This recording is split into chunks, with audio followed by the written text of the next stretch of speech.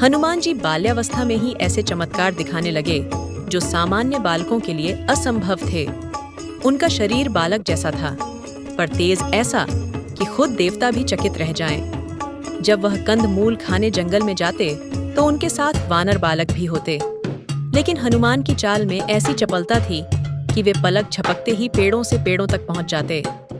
कभी किसी शेर की दहाड़ सुनकर हनुमान उसकी ओर दौड़ पड़ते और डराने की बजाय उसे चुपचाप वापस जाने पर विवश कर देते। उनकी आंखों में कौतूहल, चेहरे पर मासूमियत और दिल में अद्भुत साहस था। उनके माता पिता अक्सर सोचते, यह बालक है या कोई देव स्वरूप। बाल हनुमान का उत्साह और भूख दोनों ही अगाध थे। एक दिन की बात है, आकाश में तेज चमक रहा सूरज देखकर हनुमान जी को लगा कि यह कोई चमकीला फल है। बाल मन ने सोचा, यह फल तो बहुत ऊंचा है, पर मैं इसे जरूर खाऊंगा। और बिना किसी डर के हनुमान ने ऊंचाई की ओर छलांग लगा दी। उनका शरीर आकाश की ओर बढ़ा, हवा तेज होने लगी, पक्षी बिखरने लगे और वायु खुद उनके पीछे चलने लगे। सभी देवगण आश्चर्यचकित हो गए। यह कौन है जो सीधे सूर्य की ओर बढ़ रहा है? जैसे ही उन्होंने सूरज को पकड़ा, उन्होंने उसे सीधे मुंह में रख लिया। संसार में अंधकार छा गया। पशु पक्षी घबरा गए। आर्षि मुनि मंत्र पढ़ने लगे। देवता ब्रह्मा, इंद्र और अन्य देवताओं के पास पहुंचे। यदि यह बालक सूरज को खा गया तो जीवन चक्र रुक जाएगा। सबकी दृष्टि अब इस अद्भुत बालक की ओर थी और कोई नहीं समझ पा रहा था कि यह कौन है और इसकी शक्ति कितनी असीम है। जब हनुमान जी ने सूर्य को निगल लिया, चारों ओर अंधकार छा गया। देवगण घबराए और ब्रह्मा जी की शरण में पहुंचे। इंद्रदेव ने कहा, यदि यह बालक सूर्य को निगल गया है तो यह ब्रह्मांड का संतुलन बिगाड़ देगा। हमें हस्तक्षेप करना होगा। ब्रह्मा जी ने इंद्र को आज्ञा दी, इस बालक को रोको, परंतु सावधानी से। इंद्र अपने ऐरावत हाथी पर सवार होकर आकाश की ओर चले। वहां उन्होंने देखा, एक बालक आनंदपूर्वक सूरज को मुंह में रखे हुए उड़ रहा है। इंद्र को लगा, यह दैत्य हो सकता है। उन्होंने क्रोध में अपना वज्र चलाया। वज्र हनुमान के मुख से टकराया और उनके जबड़े पर लगा। वे मूर्छित होकर पृथ्वी पर गिर पड़े। वायुदेव, जो उनके पिता तुल्य थे, ये देखकर आक्रोशित हो गए।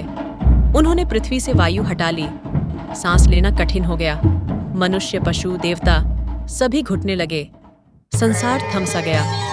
देवताओं को अब समझ आ चुका था, यह कोई सामान्य बालक नहीं, वरन वायुदेव का पुत्र है और संभवतः स्वयं महाशक्ति का अंश है। वायुदेव के क्रोध ने संपूर्ण सृष्टि को थमा दिया था।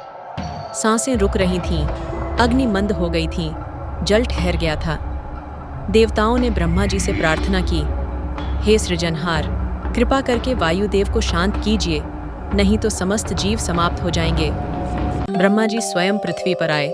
उन्होंने हनुमान जी के निर्जीव शरीर को देखा और स्नेहपूर्वक उनके माथे पर हाथ रखा। उनकी दिव्य ऊर्जा से हनुमान ने धीरे धीरे आंखें खोलीं। वायुदेव को यह देखकर शांति मिली और उन्होंने संसार में वायु का प्रवाह पुनः आरंभ किया। देवगण तब एक एक कर हनुमान जी को दिव्य आशीर्वाद देने लगे। इंद्रदेव ने कहा, हे बालक, आज से मेरा वज्र तुम्हें कभी क्षति नहीं पहुंचा सकेगा। अग्निदेव बोले, तेरे शरीर को कोई अग्नि नहीं जला सकेगी। वरुण देव ने आशीर्वाद दिया, पानी में तू निर्भय रहेगा। यमराज ने कहा, तुझ पर कभी मृत्यु का वश नहीं होगा। विभिन्न देवताओं ने उन्हें बल, बुद्धि, अमृता और विजयी जीवन का वरदान दिया। सबसे अंत में ब्रह्मा जी ने कहा, तू महाशक्ति का अंश है, तू संसार को धर्म की रक्षा के लिए प्रेरित करेगा। अब वह क्षण आया जब इस अद्वितीय बालक को नाम दिया गया। हनुमान जी के जबड़े पर जो चोट लगी थी, उसने उनके मुख का स्वरूप थोड़ा बदल दिया था। इसी कारण से उन्हें हनुमान नाम मिला। हनु जौ और मान सम्मान, अर्थात जिसकी हनु में विशेषता हो। ऋषियों ने कहा, यह बालक न केवल बल में महान है, बल्कि वह भविष्य में धर्म की रक्षा के लिए अनेक लीलाएं करेगा। उनका बचपन अत्यंत चंचल परंतु बुद्धिमान और श्रद्धावान था। वह पर्वतों पर उछलते, ऋषियों के आश्रमों में जाते और मंत्रों को ध्यान से सुनते। सूर्य को उन्होंने अपना गुरु माना और उनसे शास्त्रों की शिक्षा प्राप्त की। उनकी लगन और तपस्विता ने देवताओं को भी विस्मित कर दिया। बाल रूप में ही जिन लीलाओं का दर्शन हुआ, वे दर्शाती हैं कि हनुमान कोई साधारण बालक नहीं थे।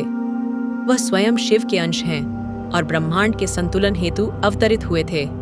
परंतु असली परीक्षा तो तब आएगी जब राम नाम से उनका परिचय होगा।